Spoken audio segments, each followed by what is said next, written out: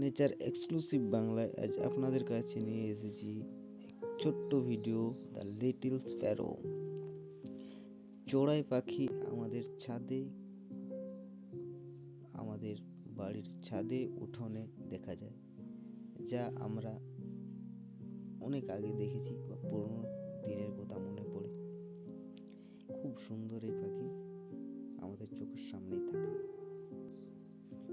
এরকম পাখির, চড়াই পাখির আরও কিছু ভিডিও পেতে চ্যানেলটিকে সাবস্ক্রাইব করুন।